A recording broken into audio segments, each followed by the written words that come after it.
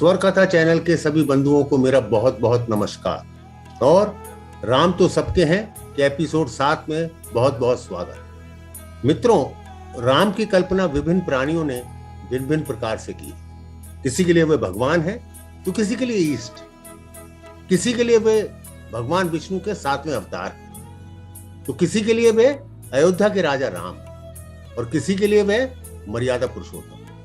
हमें राम कथा के बारे में सबसे अधिक जानकारी मिलती है महर्षि वाल्मीकि की रामायण से या फिर रामचरितमानस जो गोस्वामी तुलसीदास जी ने लिखी। महर्षि वाल्मीकि का रामायण का नायक राम एक ऐतिहासिक पुरुष है जिसका चरित्र असाधारण है और वह अपने उत्तम कृत्यों से यानी कि अपने उत्तम कार्यों से, अच्छे कार्यों से समाज में मर्यादा स्थापित करते और उनका चरित्र अनुकरणीय है यानी कि फॉलो करने वाला। जबकि गोस्वामी तुलसीदास जी का राम भगवान विष्णु का अवतार, वह देवीय शक्तियों से युक्त है तथा पृथ्वी पर राक्षसी शक्तियों का विनाश करने के लिए मानव के रूप में आया है। राम तुलसी के ईष्ट है, उनका चरित्र भी असाधारण है और वह भी अपने उत्तम कृत्यों से समाज में मर्यादा स्थापित करते हैं। उनका चरित्र भी अनुकरण।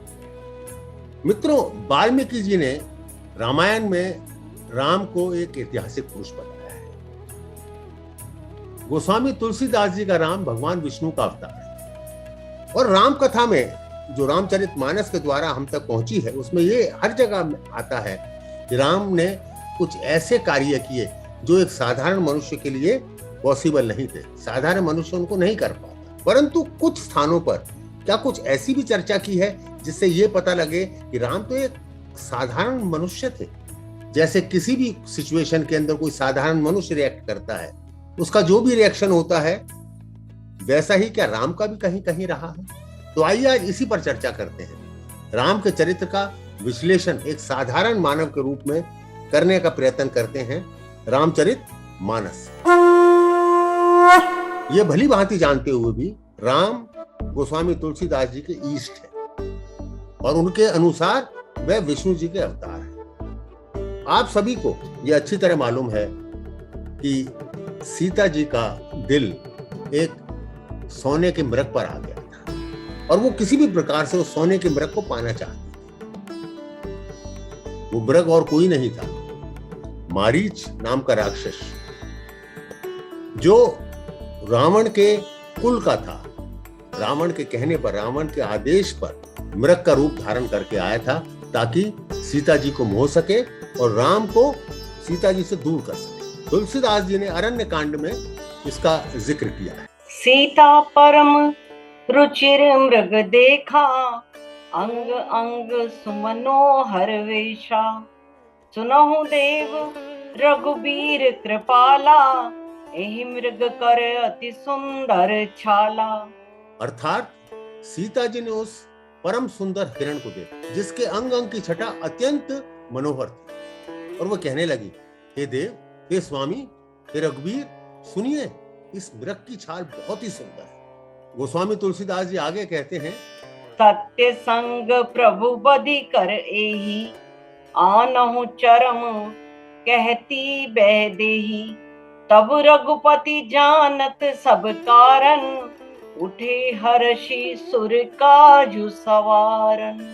जानकी जी कह रही हैं अपने पति से यानी कि राम से, इसको मारकर इसका चमड़ा मुझे ला दीजिए। रघुनाथ जी भी उनकी बात को टाल नहीं पाए। आप सभी जानते हैं कि 3 प्रकार के हठ बहुत ही कठिन माने गए जिनसे बचना असंभव है। एक तो राजहट, दूसरा बाल हट और तीसरा स्त्री हट यानी कि त्रिया हट। राम जी भी उस हट के आगे नतमस्तक हुए। गोस्वामी तुलसीदास जी कहते हैं, मृग बिलो की कटी परी करे बांधा, कर तल चाप रुचिर सर सांधा, प्रभु लक्ष्मणी कहा समुझाई, फिरत विपिन निशिचर बहु भाई। अब राम जी के पास और कोई चारा नहीं था उस हिरण को लाने के सिवा, उस हिरण को मारने के सिवा। परंतु उनके मन में यह भी डर था कि सीता जी अकेली कैसे रहेंगी, इनकी रखवाली कौन करे। तब उन्होंने अपने छोटे भ्राता लक्ष्मण जी से कहा, तुम बुद्धि और विवेक के द्वारा बल और समय का विचार करके सीता जी की रखवाली करो। राम जी को देखकर वो हिरण भाग चला और राम जी भी बिना कुछ सोचे समझे धनुष बाण उठाकर उसके पीछे पीछे दौड़े। ऐसा तो एक साधारण मनुष्य ही करता है जो स्त्री हट के आगे नतमस्तक हो जाता। यदि भगवान थे राम तो क्या ऐसा संभव था, या ये भी उनकी एक लीला थी? परंतु यहां हम देखने की कोशिश कर रहे हैं राम का चरित्र एक साधारण मानव के रूप में। यहां राम ने भी वही किया जो एक साधारण मनुष्य। मैं आपको इस प्रकार की एक और घटना से रूबरू कराता हूं जिसकी तुलसीदास जी ने चर्चा की अरण्य कांड में। अनुज समेत गए प्रभु तहवा, गोदावरी तट आश्रम जहवा।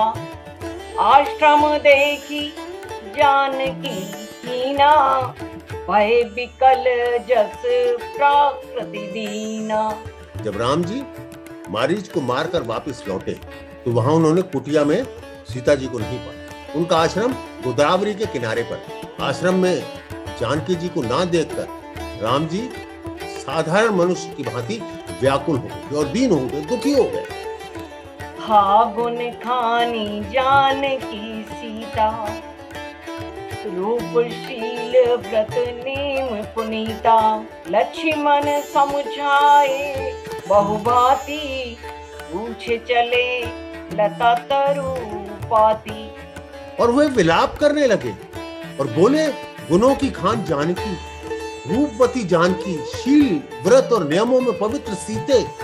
लक्ष्मण जी ने उनको बहुत समझा। तब भी राम जी लताओं से, वृक्षों से और पत्तियों से पूछते चल रहे हैं कि मेरी सीता कहाँ है, मेरी सीता कहाँ है। हे खग मृग हे मधुकर श्रेणी, तुम देखी सीता मृग नयनी।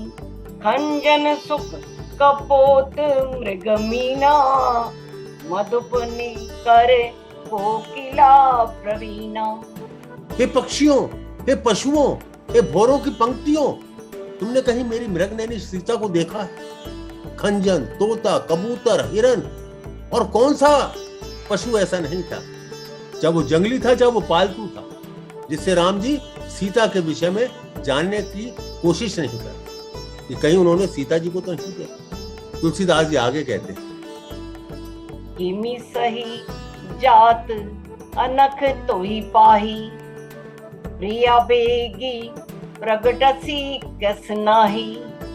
एहि विधि खोजत विलपत स्वामी, मनहु महा विरही अति कामी। गोस्वामी तुलसीदास जी आगे कहते हैं कि राम जी सीता जी को खोजते हुए इस प्रकार विलाप करने लगे मानो कोई महाविरही और अत्यंत कामी पुरुष हो।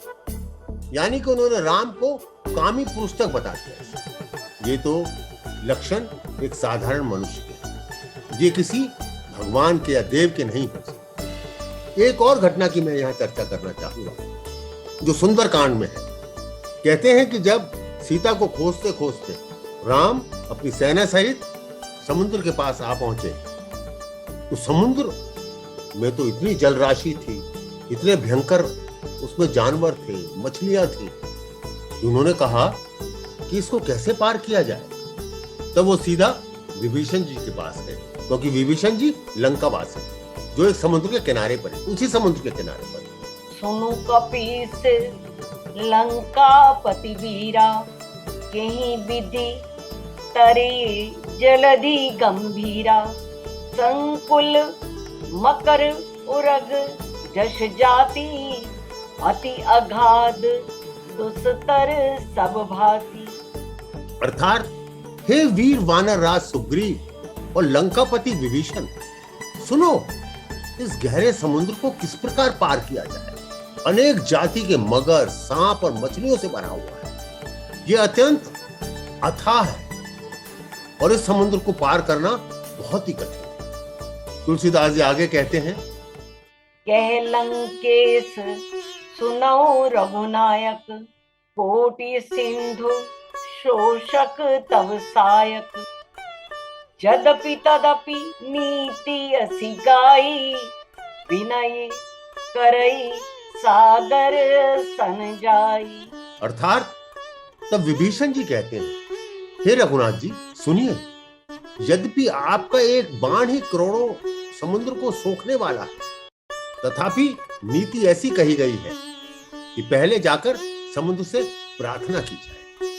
तुलसीदास जी आगे कहते हैं, प्रभु तुम्हार कुल गुरु जलधि, कहीं उपाय विचारी, बिनु प्रयास सागर तरही, सकल भालु कपिधारी।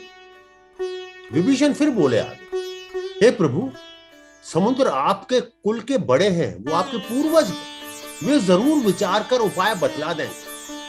तब रीछ और वानरों की सारी सेना बिना ही परिश्रम के समुद्र के पार उतर जाए। और देखिए, राम जी ने उनकी बात मान भी ली। और क्या बोले?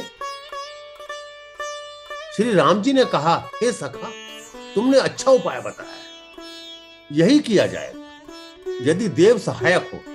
परंतु यह सलाह लक्ष्मण जी को अच्छी नहीं लगी और राम जी के वचन सुनकर उन्होंने बहुत ही दुख पाया। अब इसके आगे की चर्चा करेंगे हम अगले एपिसोड, कि यहां राम जी ने कैसे मानव चरित्र को साकार किया। तब तक के लिए मुझे आज्ञा दीजिए, मिलेंगे अगले रविवार को। इसी घटना का और विश्लेषण करेंगे तथा कुछ और घटनाओं का भी जिक्र करेंगे, जिससे यह सिद्ध होता है कि राम एक साधारण मानव थे। ऐसी परिस्थितियां आई जिसमें राम ने वही किया जो एक साधारण मानव करता। आपका बहुत बहुत धन्यवाद। जय श्री राम, जय श्री राम, जय श्री राम।